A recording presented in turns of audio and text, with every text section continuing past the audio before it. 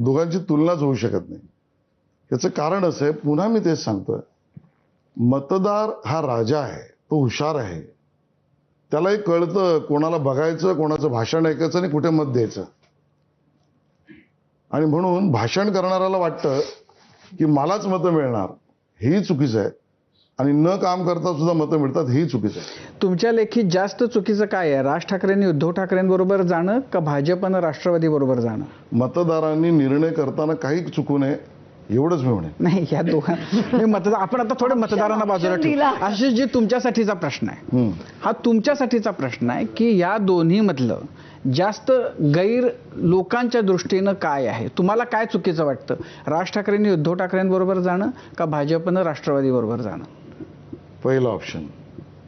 राज ठाकरेंनी उद्धव ठाकरेंबरोबर जाणं जास्त चुकीचं आहे. हो, 100%. आणि राष्ट्रवादीला सोबत घेणं आता चुकीचं बरं, नाही. कारण काय संदर्भासह स्पष्टीकरण द्या किंवा सकारण स्पष्ट करा. या कारण एक प्रश्नाचं- भूमिकाच नाही त्यांची. अच्छा, तुमची आहे? बिलकुल आहे. आम्ही आमच्या भूमिकेत तडजोड केली नाही, आमच्या विचारधारेत तडजोड केलं नाही. अरे, एक मिनिट ऐकून घ्या.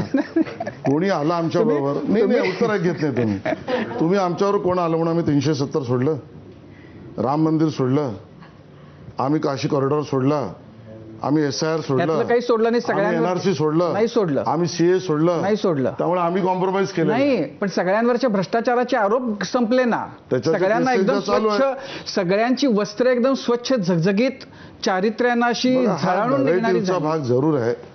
न्यायालयातल्या केसेस संपल्या, एक मिनिट, न्यायालयातल्या केसेस संपल्या, इन्व्हेस्टिगेशन बंद झाल्या, त्यातल्या काही लोकांना विचारा.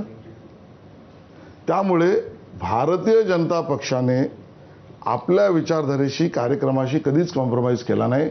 आणि राज ठाकरे, उद्धव ठाकरे दोषी जास्त. याचं कारण त्यांनी काकाची आणि त्यांनी वडिलांची विचारधारा सोडली, कार्यक्रम सोडला, उपक्रम सोडले, म्हणून ते जास्त दोषी आहेत. अच्छा, आशिष शेलारजी, आता पुणे महानगरपालिकेमध्ये 2 राष्ट्रवादी एकत्र आल्या, त्यांची युती झाली आणि दुसरीकडे तुम्ही अजित पवारांसोबत सत्तेमध्ये आहात.